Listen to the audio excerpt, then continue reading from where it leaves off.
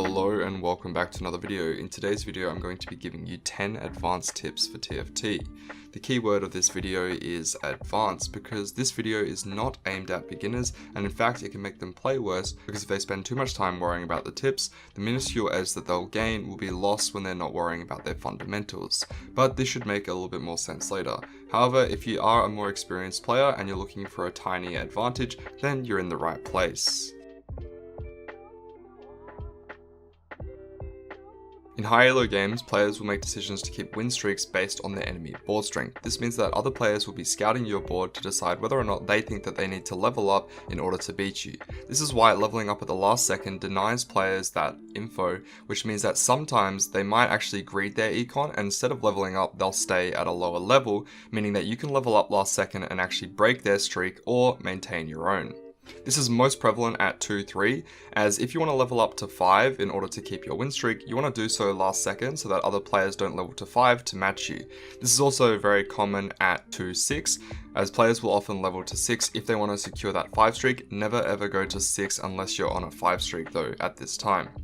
And finally, you can also level to 7 later into the game, but as you get further and further into the game, this becomes less of an issue as people aren't going to be scouting, as the difference between one unit is a lot less significant than in the early stages, and so players won't be factoring that in as much as your upgrades and your itemization.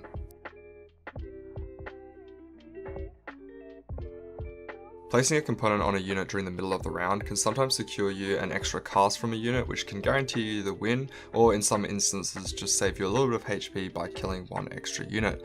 However, this can be really bad if you're just placing random components all the time, because sometimes when you get that exact same unit from carousel, it can combine to make a 2-star and then make an item that you weren't planning on making.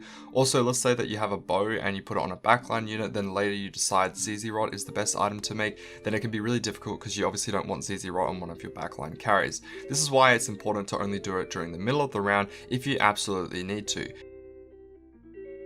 The two main ones that you want to be using are Belt and Tear. This is because Tear can guarantee an extra cast because it gives you a burst of mana just by placing the Tear on the unit, and Belt, of course, at the very last second can give you a little bit of extra HP, which can enable an extra cast. Other items you need to place at the start of the round to make a significant difference, and most of the time you don't want to be doing this because of the reasons that I mentioned prior. This is why it's a pretty good skill to learn how to place item components during the middle of the round if it secures you an extra kill or gives you the win for the round. Buying and selling other units thins out the pool, so you're more likely to get the units that you want. However, it's a very small advantage, especially when you're looking at lower cost units. This is why most people only really do it on the level 8 roll down, as they'll buy other 4 cost units to do exactly this. Holding onto other units isn't really worth it unless you have an abundance of time. In fact, someone actually did the maths, and a lot of people are under the impression that it's actually not worth the extra brain power worrying about reselling these units. However, if you have the time, you might as well do it. The other time that you might want to do this is when you're slow rolling for a certain unit. For example, on the Ash reroll comp where you're rolling for Zyra and Ash on level 6, you might as well hold on to other 2 cost units if it doesn't cost you econ, because it gives you a slight higher chance of finding Ash in the next shop. You can also take this one step further. If you see a unit that your opponents don't want, you actually want to buy it in your shop and then instantly sell it to throw it back in the pool. This means that if your opponents are rolling during this time, they're more likely to find that unit. Again, a very small advantage, however an advantage nonetheless. Always be scouting around, and if it doesn't cost you econ, it's always worth it to hold on to the extra 4 costs if it means denying your opponents a 3-star, as a 4 cost 3-star usually guarantees them the win, which means your placement goes down by 1.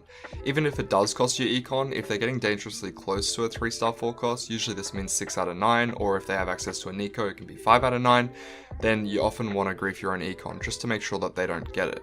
I wouldn't do this as often with 3 costs because the pool is much larger. However, if you see 2 people contesting the same 3-star 3 cost comp, then you can actually hold on to the units. For example, if everyone's playing the center comp, then holding on to extra centers will not only grief 1 player, but 2, and it'll actually sometimes work out so that you get an extra placement as both of them hold hands bot 4ing.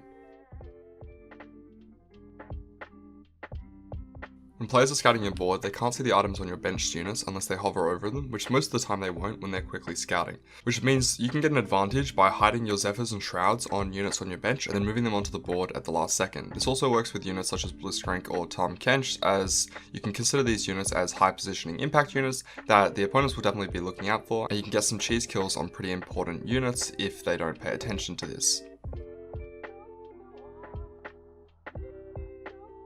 Pre-leveling at later stages in the game is usually beneficial to get better shop odds. Often you don't want to be doing this at 1-4 because you want 2-star 1 costs, so you don't want to pre-level to 4 in too many of your games. Usually you go 6 on 3-2, so this means that if you can't make an econ interval at 3-1 and you have a spare 8 gold, you might as well just pre-level because you know you're going to level up anyway.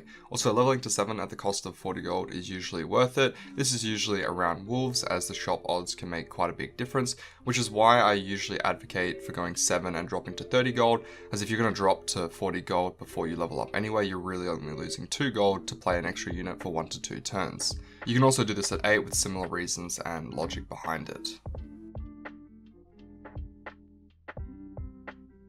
Your second and third augments are tailored to the board that you're currently running, so that's why many people will pivot their board right before they get these augments. This is extremely important at 3-2, as if you have an open fort loss streak and then you need to pivot your board, you want to make sure that you're doing this before you get your second augment so that it actually fits to the board that's given you direction throughout the mid game. This is really useful if you get a tome as one of your augments as well, as obviously you can pop it instantly and it'll match to the current traits that you're running. The most common mistake I see is when people are running, let's say, a Yordle Arcanist board, but their items suggest something otherwise. If they don't pivot out of this Yordle opener, then often they're going to be getting Arcanist spats and sometimes even so small if you're unlucky.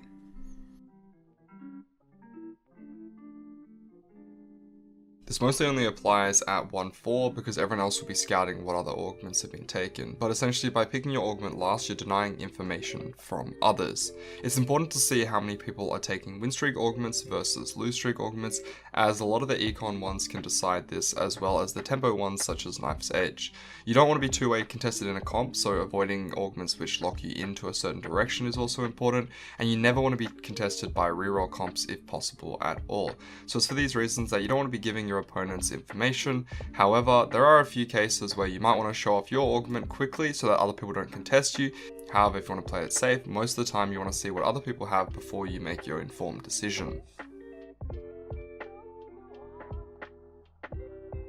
If you're playing a standard 4-cost carry comp, then some games you'll have the ability to wait an extra turn or not before you roll, and this is usually based on your econ and HP. As the 4-cost pool is pretty small, and most metas consist of 4-cost carry comps, this means that you're often going to be either contested or other players will be taking other 4-cost carries out of the pool. This means that if you wait for the other players to take away all the 4-costs, then the odds of you hitting the one that you're looking for increase dramatically after you wait that extra turn. However, if the reverse is true and everyone's contesting your exact 4-cost carry comp, then it can sometimes be better to level up and roll a little bit sooner. So a good analogy would be, let's say that you can level up and you'll have 40 gold to roll. If you're contested, then this is better than waiting an extra turn to go 50. However, if you're not contested and other people are going to take other 4-cost carries out of the pool, then you're better off just waiting and losing a little bit of extra HP to guarantee that you hit what you need.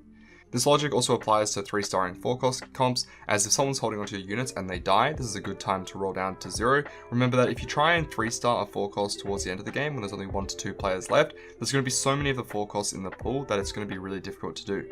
However, let's say that only 6 players are alive, and out of the 2 that died, one of them was the only other player holding onto your Renatas, and you're trying to 3-star your Renata, then it can often be better to roll down and try and hit 3-star Renata than going 9. This is variant towards each game, however it is important as something to think about because it makes a very big difference, especially when you're considering 4-cost odds.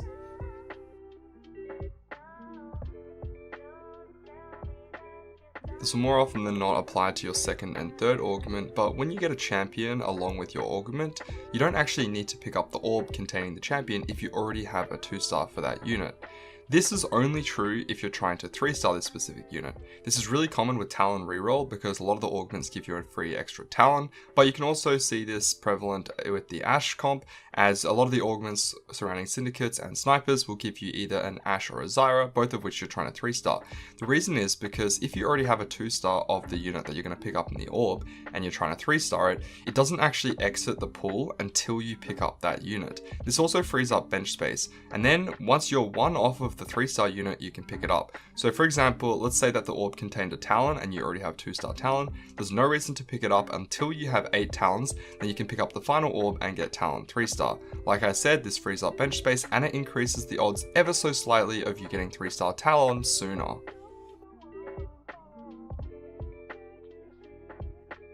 And that is the end of the video. I was told that in set 7 it's going to be similar to an augment system, so hopefully the majority of these tips carry over. However, regardless, I know that the ones not relating to augments have applied to all the previous sets, so you can expect them to be relevant in set 7. Once again, don't do these tips if it prohibits you from your fundamentals such as scouting, positioning, etc., as these tips are only meant for advanced players and definitely not for beginners. But regardless, for the advanced players that stayed and stuck around to the end, I hope you enjoyed the small edge that you can gain from doing any one of these tips. Thank you guys so much for watching, and as always, I look forward to seeing you in the next one.